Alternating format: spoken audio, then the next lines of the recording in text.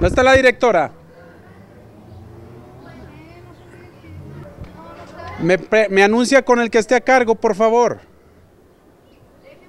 Gracias. Son exactamente las 11:16. Me dijeron que iban a ver si está la maestra. Esperemos. Dígame. Buenas, ¿estará la directora? No está. ¿Quién está a cargo? No, pues. O sea, no hay maestros en la van a escuela. regresar, pero no, maestros sí hay. Ajá. Lo que pasa es que salió la directora. Una junta. ¿Y subdirector inspección. o...? No, pues nomás es ella. Sigue la dirección de la escuela tipo 20 de noviembre y dan una explicación de este caso de bullying que presentamos en RCG Noticias. Con la imagen de Roberto Fuentes para RCG Informó, Enrique Hurtado.